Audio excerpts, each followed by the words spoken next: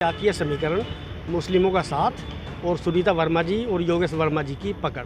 फूल जरूर बरसे शहर में, लेकिन बहुत कोई उत्साह देखने को नहीं मिला। आरएलडी का जो गठबंधन था उसकी वजह से एक सपोर्ट उन्हें मिला। पिछली बार ये गठबंधन उनके साथ नहीं था। फिर भी हम अगर ये कहें कि नहीं सुनीता वर्मा जीत रही हैं तो ये गलत होगा। बात 2009 की हो, 2014 की हो या 2019 की हो, तीनों बार लगातार बीजेपी के राजेंद्र अग्रवाल मेरठ लोकसभा सीट से सांसद चुने गए। लेकिन इस बार चीज़ें बदली हुई नज़र आ रही हैं, प्रत्याशी भी बदले हुए नज़र आ रहे हैं। और मेरठ में क्या स्थिति रहेगी, मेरठ का क्या एग्जिट पोल रहेगा, इन्हीं वरिष्ठ पत्रकारों से जानने की कोशिश करूंगा। बीजेपी ने यहाँ से रामायण में राम का किरदार निभाने वाले अरुण गोविल को चुनाव मैदान में उतारा। समाजवादी पार्टी गठबंधन की बात करूँ तो पूर्व मेयर सुनीता वर्मा को यहाँ मैदान में उतारा। और बसपा की बात करें तो देवव्रत त्यागी। तीनों योद्धा मैदान में थे और तीनों के जीत के बड़े बड़े दावे किए गए हैं। मेरठ में पत्रकारों का जो एग्जिट पोल है वो क्या कहता है, इन्हीं से मैं बातचीत करूंगा। हमारे साथ नरेश उपाध्याय जी हैं। सर, मैं जानना चाहूँगा, ये बताइए मेरठ के मन में क्या है, मेरठ का एग्जिट पोल क्या कह रहा है? मेरठ में जैसे अभी आपने बताया, इस बार जो है इस बार का चुनाव पिछले चुनावों से थोड़ा अलग हटकर रहा है। भाजपा ने जो है रामायण के जो राम का किरदार निभाने वाले अरुण गोविल जी को उम्मीदवार बनाया। इसी के साथ समाजवादी पार्टी से सुनीता वर्मा जी जो पूर्व मेयर मेरठ के रही हैं, वो उम्मीदवार रही हैं। और बहुजन समाज पार्टी ने देवव्रत त्यागी जी को अपना उम्मीदवार बनाया।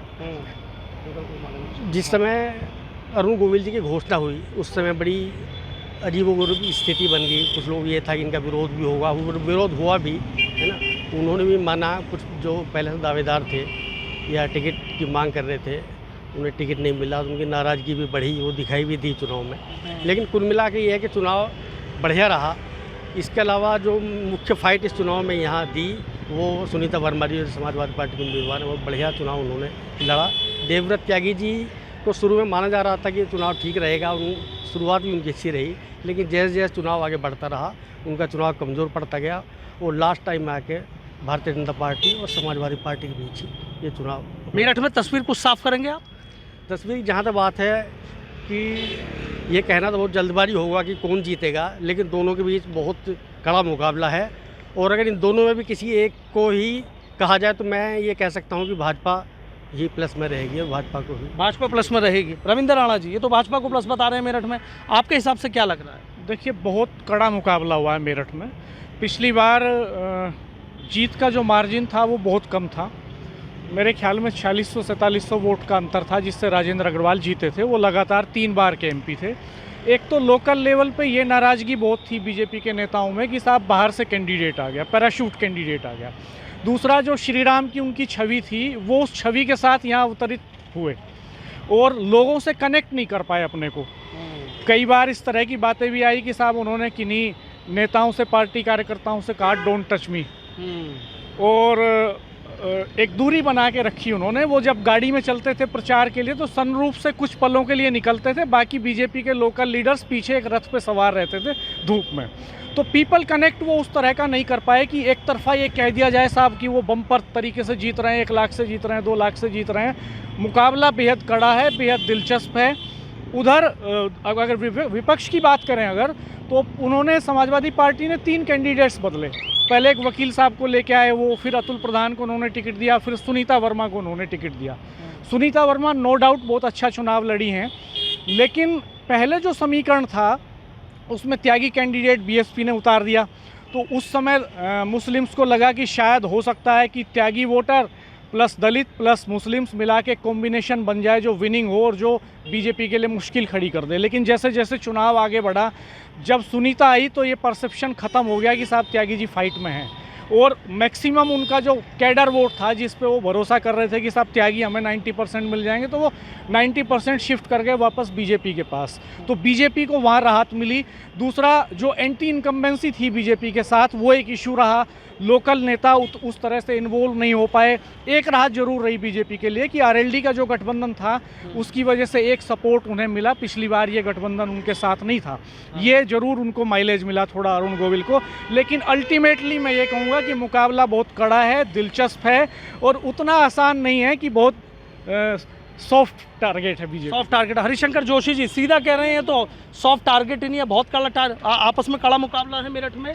नहीं, बिल्कुल, देखिए मुकाबला कड़ा है और संघर्ष है, एक तरफा मैच नहीं है।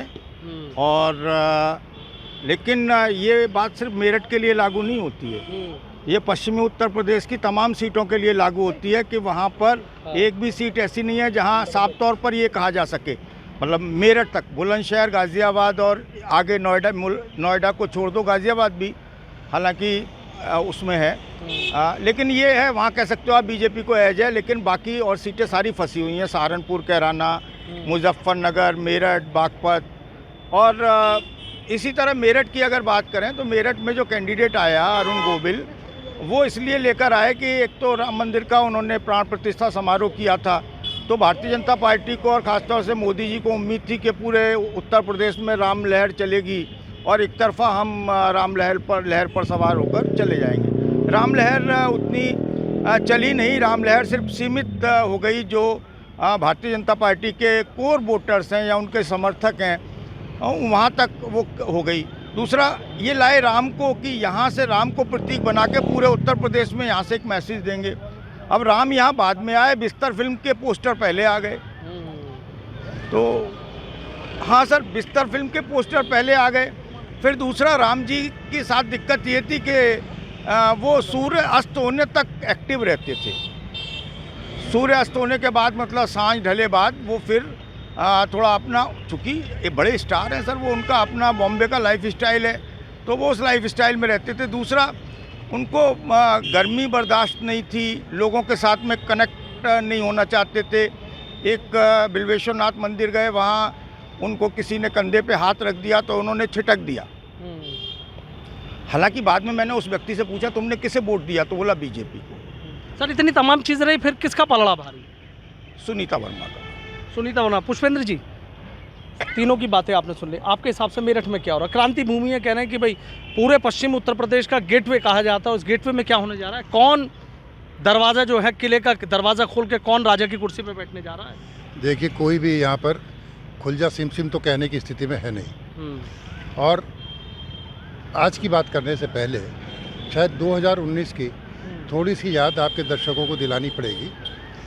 पिछली बार महागठबंधन था यूपी में, बसपा, लोकदल, सपा सब एक साथ थे और लग रहा था कि आंधी चलेगी, सुनामी चलेगी और विपक्ष जीतता चला जाएगा। तब इस सीट पर कांटे का संघर्ष देखने को मिला और सुबह तक जो बसपा प्रत्याशी जीत रहा था, जैसे ही यहाँ पर जो कैंट विधानसभा क्षेत्र है उसकी गणना शुरू हुई, मतगणना शुरू हुई, तो ग्राफ बदलता चला गया और शाम आते आते बहुत ही कम अंतर से, बहुत थोड़े से मार्जिन से भारतीय जनता पार्टी बामुश्किल जीत पाई।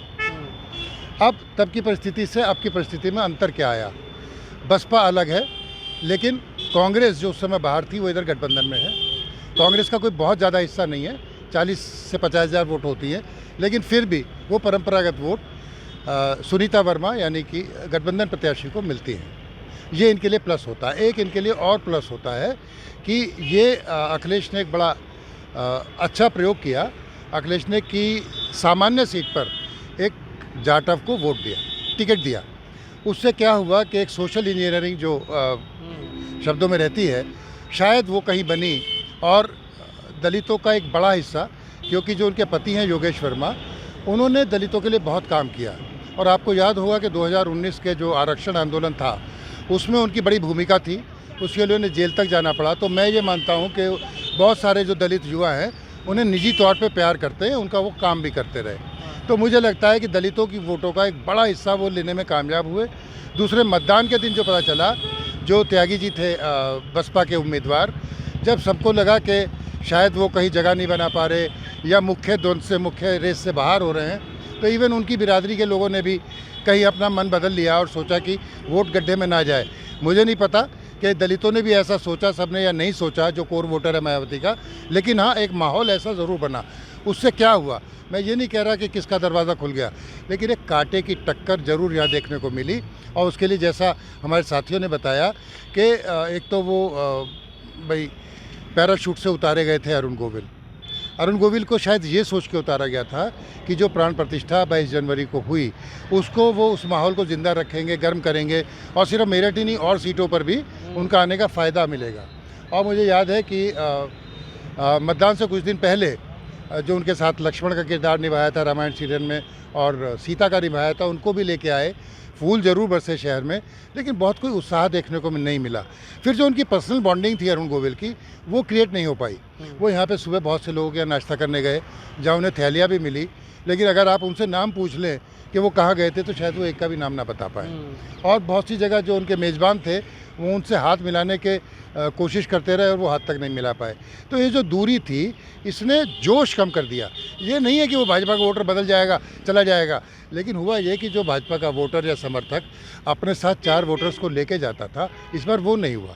तो पहले दिन जो वोटिंग परसेंटेज की आंकड़े आए उसे डरा दिया और चिंता में डाल दिया। संघ की बैठकें होने लगी, लेकिन भला हो चुनाव आयोग का कि उसने 6-7 दिन बाद एक आंकड़े दिए तो भारतीय जनता पार्टी वालों की सांस में सांस आई। और उसके बाद मैं ये कह सकता हूँ कि कांटे का मुकाबला है या कुछ भी हो सकता है। बहुत रोचक चुनाव हुआ है, बहुत ही रोचक चुनाव हुआ है। तो नतीजा देखने के लिए हम भी उतने ही आतुर हैं जितने आपके दर्शक इंतजार कर रहे हैं इस नतीजे का, उतना इंतजार हम भी कर रहे हैं। शादाब रिजवी साहब, ये तो तस्वीर साफ करने के लिए तैयार नहीं है, कह रहे हैं कांटे का मुकाबला है, दरवाज़ा खोल के कौन राजा की कुर्सी पे बैठेगा कह ही नहीं सकते हैं। इन्हीं शब्दों को शुरुआत कर लें। चुनाव रोचक, कांटे का, संघर्ष वाला और मज़ेदार।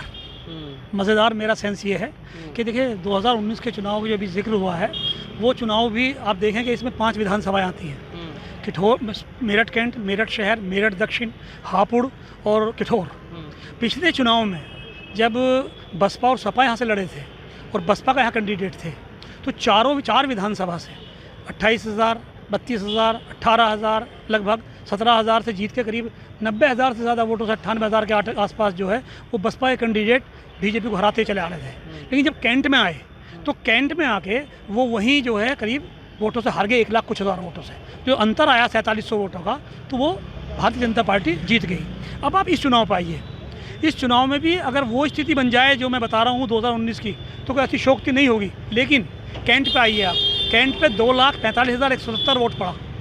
और जब यहाँ आंकड़ों की बात करते हैं, जातिगत बात करते हैं, तो पूरे कैंट में विधानसभा में 38,000 के आसपास मुस्लिम है, 65,000 के आसपास दलित कहा जाता है। और इन दोनों को जब हम मिलाते हैं तो 1 लाख होता है। और जब यहाँ का परसेंटेज देखते हैं तो 55.56 पड़ता है। तो आप मान के चलिए कि अगर टोटल वोट भी उनको मिल गया इसमें से 56%, बहुत ज़्यादा ऊंच नीच मान हो गया, 60-65% हो गया होगा। तो अब जब अगर 60,000 आप 2,45,000 में से हटाएंगे तो बाकी वोट कहाँ गया? तो कहीं ना कहीं बीजेपी का पलड़ा भारी करता है। एक स्थिति तो ये बन जाती है। एक सुकून वाली बात सुनीता वर्मा या योगेश वर्मा के लिए ये हो सकती है, जब मेयर का चुनाव सुनीता वर्मा लड़ी पिछला, तो उसमें वो जीती। लेकिन कैंट एरिया का जितना भी एरिया उसमें आ रहा था नगर निगम में, उस एरिया में बीजेपी से ज़्यादा वोट सुनीता वर्मा को मिला था।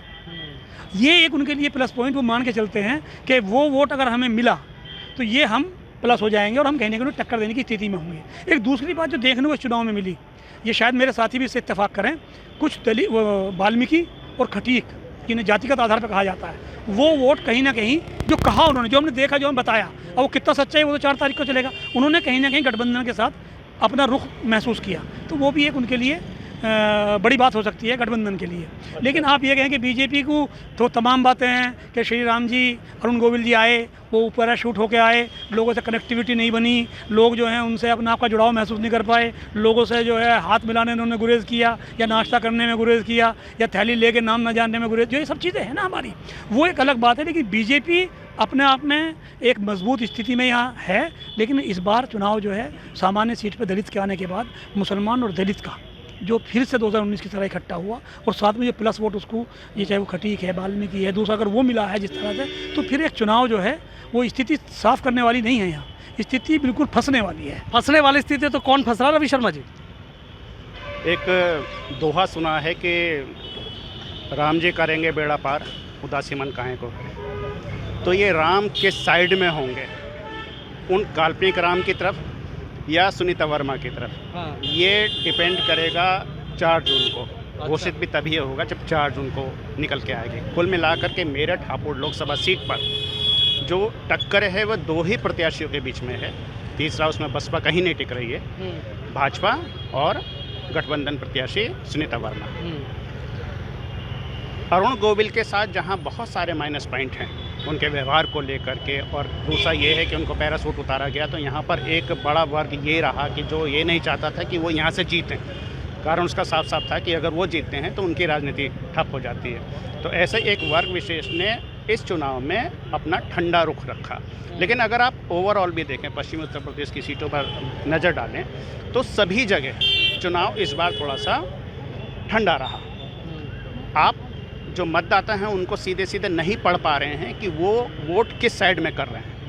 अगर हम लोग यहाँ मेरठ और हापुड़ की बात करें तो यहाँ पर दो चीज़ें हैं कि बसपा प्रत्याशी को खड़ा किया गया, लेकिन उनके 2 ऑडियो और वीडियो जारी हुए और लास्ट में उन्होंने यहाँ तक कह दिया कि मैं भी भाई हट रहा हूँ, तुम भी हट जाओ। तो इसलिए वो वहाँ मैदान से हट गए। ऐसा माना जा रहा है कि वो हट गए, शादाब सर कमर आ कि वो हट गए। लेकिन यहाँ पर जो है फिर समाजवादी पार्टी का जो सुनीता वर्मा है, उनके पति योगेश वर्मा, उनका दलितों में एक अच्छी पैठ है, ऐसा कहा जाता है। फिर डिपेंड करता है, जो मैं दोबारा कह रहा हूँ कि पश्चिमी उत्तर प्रदेश की अधिकांश सीटों पर डिसीजन क्या होगा ये तय करेगा मुस्लिम वोटर। वहाँ पर ना ही तो दलित तय कर पा रहे हैं, ना ही हिंदू वर्ग तय कर पा रहा है, वो केवल मुस्लिम तय कर रहा है। तो मुस्लिम वोटों का रुझान, क्योंकि मुस्लिम इस समय कहाँ पर जा रहा है, ये एक बहुत बड़ा सवाल है, और वही पश्चिमी उत्तर प्रदेश की कम से कम राजनीतिक दिशा तय कर रहा है। तो वो ये देखता है कि आज की डेट में भाजपा को कौन हरा सकता है। तो इस कारण से सुनीता वर्मा का पलड़ा भारी हो जाता है। लेकिन फिर भी हम अगर ये कहें कि नहीं सुनीता वर्मा जीत रही हैं तो ये गलत होगा। ठीक, संतोष शुक्ला जी, सबकी बातें आपने सुन ली। पलड़ा किसी का कोई भारी करने को तैयार नहीं है, दोनों बातें कर रहे हैं कि ये भी जीत सकते हैं। आपके हिसाब से बहुत नज़दीक से मेरठ की गलियों को जानते हैं, बहुत नज़दीक से आपने कवरेज की है। भाजपा मेरठ में जीत जाएगी, बहुत ज़्यादा दुविधा की स्थिति नहीं है पार्टी के लिए। दुविधा की स्थिति तब खड़ी हुई जब भगवान राम के मानस चरित्र अरुण गोविल को भाजपा ने पूर्वांचल और पश्चिमांचल के बीच एक सांस्कृतिक तार जोड़ने के उद्देश्य से भेजा। और बिल्कुल हमारे समस्त साथियों और वरिष्ठों ने जो कहा कि वो जो एक सांस्कृतिक राष्ट्रवाद है या जो एक धार्मिक राष्ट्रवाद, उसकी लहर को बहुत ऊंचे ऊपर नहीं ले जा पाए, और उनका व्यक्तिगत व्यवहार इसमें बहुत बड़ा कारक बना। इससे नुकसान भाजपा को ये हुआ कि भाजपा को उनके भेजने का उद्देश्य था कि वो बहुत बड़ी मार्जिन से जीत कर जाएंगे, जैसे एक स्टार जाता है। और ख़ास करके जब सांस्कृतिक अनुष्ठान अयोध्या में हुआ, जो 500 वर्षों के बाद जिसको पार्टी कहती है अपनी उपलब्धि बताती है, उसके बाद उनके मानस चरित्र को भेजने के बाद तापमान चुनाव में ना आ पाना भाजपा के लिए नकारात्मक संकेत ये है। दूसरी बात यह कि सुनीता वर्मा पर बिल्कुल सही प्रत्याशी पर सपा ने दांव खेला। ये बिल्कुल इसलिए भी कि सुनीता वर्मा भाजपा की सबसे मजबूत स्थिति में 2017 में बहुत बड़े सांगठनिक ढांचे को परास्त करते हुए और अपने पति योगेश वर्मा के रणनीतिक कौशल से जीती थी। ऐसे में सपा का चयन बिल्कुल उचित है, लेकिन जो जाति समीकरणों का ताना बाना है वो बरबस ही भाजपा की तरफ आकर बैठ जाता है। पॉजिटिव पॉइंट पहले मुझे बीजेपी का बता दीजिए एक शब्दों में कि इसलिए जीतेगी बीजेपी। भाजपा के पास बहुत मजबूत संगठन है। 2022 का विधानसभा चुनाव खत्म होने के बाद लगातार उनके संगठन की सक्रियता है, जनता से सीधा संपर्क है, बड़े नेताओं का लगातार आवागमन है। प्रदेश में उनकी सरकार, केंद्र में उनकी सरकार के बावजूद एंटी इनकम्बेंसी फैक्टर में बहुत नहीं देखता। हाँ, प्रत्याशियों के चयन को लेकर जरूर भाजपा के अंदर ही एक नकारात्मकता थी, जिसको समय रहते पार्टी ने अपने एक्सरसाइज से दूर। बीजेपी की पॉजिटिव चीज़ आपसे समझना, कानून व्यवस्था। सर आपसे समझना चाहूँगा बीजेपी की एक पॉजिटिव पॉइंट जो जीत की बात कही जा रही है। बिल्कुल, ये तो कानूनी व्यवस्था तो सब खुली हुई ही है। और इसके अलावा क्या है कि क्विक एक्शन, यूपी की बात करें, क्विक एक्शन जो सरकार की तरफ से होता है वो किसी भी क्षेत्र में हो, वो ये नहीं कि क्या हो रहा है। देखिए, आप माफियाओं की बात करें, आप किसी अवैध खनन की बात करें, आप जो है तमाम अवैध बिल्डिंगों की बात करें, जब वो एक्शन आता है तो उसका संदेश जाता है। वो योगी जी ने यहाँ अपने इर्द गिर्द पूरा चुनाव जो है वो कर लिया है। भले ही योगी जी, यहाँ मोदी ने तमाम रैलियाँ की, शाह जी ने तमाम रैलियाँ की, लेकिन यूपी का चुनाव जो है वो कहीं ना कहीं पहली पसंद, और इर्द गिर्द जो चुनाव है वो योगी जी। सर बीजेपी की पॉजिटिविटी, देखिए यहाँ पे ये लोकसभा का चुनाव था, एमएलए का चुनाव नहीं था और स्थानीय निकाय का नहीं था। तो जब मन में आदमी वोट डालने जाता है तो उसके मन में फिर वो राष्ट्र की बातें आती हैं और केंद्र की बातें आती हैं। तो वहाँ पर मोदी जी का अपना पर्सनैलिटी, योगी जी के काम, वो उसमें एडिशनल हो गए। और सबसे बड़ा जो मुझे लगता है अभाव था, शायद विपक्ष में से अभी तक कोई एक ऐसा चेहरा नहीं उभर के आया है जिसको मतदाता विकल्प के रूप में देखने लगे। शायद मुझे लगता है कि मतदाता को अभी उनके बराबर का या 19-20 का कोई विकल्प नज़र नहीं आ रहा।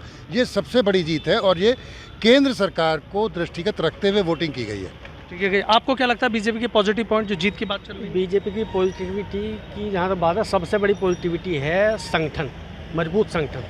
आज के टाइम में अगर देखा जाए तो भाजपा के पास इतना मजबूत संगठन है जितना किसी और पार्टी के पास नहीं है। रविंद्र राणा जी, आपको क्या लगता है? एक तो संसाधन सबसे ज़्यादा है उनके पास, खुद मुख्यमंत्री जी ने कई सभाएं की। दूसरा, लॉ एंड ऑर्डर का बड़ा इशू है जो उनके फेवर में जाता है। तमाम सारी डिमेरिट्स के बावजूद कि इसके बावजूद कि महंगाई है, इसके बावजूद कि अग्निवीर का इशू है, अनएम्प्लॉयमेंट है, लॉ एंड ऑर्डर के मोर्चे पर निश्चित तौर पे योगी सरकार ने अच्छा काम किया है। तो मेरठ जैसे शहर में जहाँ पोलराइजेशन पे इलेक्शन होते रहे हैं वहाँ ये मैटर करता है। यहाँ ये मैटर करता है। एक एक सवाल और आप लोगों से लूँगा तो शुक्ला, बस एक आखिरी सवाल मैं आपसे लूँगा। समाजवादी पार्टी गठबंधन की आप बात कर रहे हैं, ऐसी कौन सी मजबूत चीज़ है जो आपको लग रहा है कि सीधी टक्कर दिला रही है? समाजवादी पार्टी के साथ जो प्रत्याशी जो उन्होंने चयनित किया है, जो पूर्व में यहाँ महापौर रही, तो इस एक सपा ने social engineering plus local engineering दोनों का यहाँ बेहतर उपयोग किया। जैसे अरुण गोविल को आप बहुत लोकल नहीं कह सकते, जो बसपा ने उतारा। त्यागी जी, बसपा तो बड़ी बेमन से लड़ी चुनाव को। इस हिसाब सुनीता वर्मा का राजनीतिक अनुभव, इस शहर को समझना, और दूसरी बात है कि उनके अपने पुराने चुनाव के अगर अनुभव को आधार बनाएं तो समस्त जातियों से वोट हासिल करने की उनकी जो क्षमता रही है सवर्णों को छोड़कर, वो इस चुनाव में उनको बहुत मजबूत बना। आपको क्या लगती है सपा की मजबूत चीज़? जातीय समीकरण जो उनका है वो दूसरे प्रत्याशी को पीछे धकेलने के लिए काफ़ी है। एक तरफ उनका दलित वर्ग उनके साथ में है, बीइंग दलित, और साथ ही साथ मुस्लिम वोटर जो उनका प्लस पॉइंट है। आपको क्या लगता है? बिल्कुल सही बात है। जातीय समीकरण समाजवादी पार्टी के गठबंधन, इंडिया गठबंधन के पक्ष में ज़्यादा महसूस होता है, ज़्यादा पुख्ता दिखाई देता है, और उसकी यही वजह है, दो चीज़ें, दलित और मुस्लिम। इसके अलावा जो लोकसभा का क्षेत्र है, जब शहर की बात करते हैं, महानगर की, तो मेयर में सुनीता वर्मा का अनुभव और देहात में उनके पति योगेश वर्मा का राजनीतिक कौशल अनुभव, वो सब चीज़ें मिला के जो है लोकसभा क्षेत्र में वो कहीं ना कहीं ये है कि कनेक्टिविटी जो उनकी है वो ज़्यादा इफेक्टिव होती है। सर, सपा की क्या आपको लगती है जो बात कह रहे हैं कि कड़ा मुकाबला होगा? दो चीज़ें बता दीजिए। सुनीता वर्मा के पति योगेश वर्मा, जातीय समीकरण, और दुर्भाग्य से भारतीय जनता पार्टी का जो चुनाव प्रचार अभियान था वो शुरू में जोर नहीं पकड़ पाया, बाद में उन्होंने गति पकड़ी। लेकिन योगेश वर्मा जिस दिन से उम्मीदवारी उनकी घोषित हुई उसी दिन से उनका चुनावी जो युद्ध था वो शुरू हो गया था। शुरू हो गया। आपकी नज़र में समाजवादी पार्टी की? तो मेरी नज़र में जातीय समीकरण, मुस्लिमों का साथ, और सुनीता वर्मा जी और योगेश वर्मा जी की पकड़। आपकी नज़र में? दलित मुस्लिम कॉम्बिनेशन उनकी बड़ी ताकत है, और जो बीजेपी की कमजोरी है एंटी इनकम्बेंसी, उसके चलते भी अदर कास्ट का वोट उन्होंने समेटा है। ये उनकी ताकत है। ये उनकी ताकत। तो देखिए, तमाम मेरठ के जो वरिष्ठ पत्रकार हैं उनकी आपने बातें सुनी। कड़ा मुकाबला बता रहे हैं, रोचक मुकाबला ये लोग बता के चल रहे हैं। तस्वीर पूरी तरीके से साफ करने को तैयार नहीं है। हाँ, एक दो वरिष्ठ पत्रकारों ने ज़रूर कहा कि बीजेपी आगे है, लेकिन बाकी सबका कहना है कि 4 जून का इंतज़ार कीजिए, जितना आपको है उतना हमें ही है, क्योंकि मेरठ का जो मुकाबला है वो बेहद दिलचस्प और कड़ा हुआ है। यानी ऊँट किस करवट बैठेगा ये कहना अभी जल्दबाजी होगी, लेकिन इतना ज़रूर है कि पूरे पश्चिम उत्तर प्रदेश ही नहीं, पूरे देश की नज़रें टिकी हैं कि क्रांति शहर मेरठ में क्या बीजेपी चौथी बार यहाँ कमल खिलाने में कामयाब हो पाएगी या साइकिल दौड़ते हुए रफ्तार से आगे निकल जाएगी। Sanuj Sharma, ABP news, Meerut.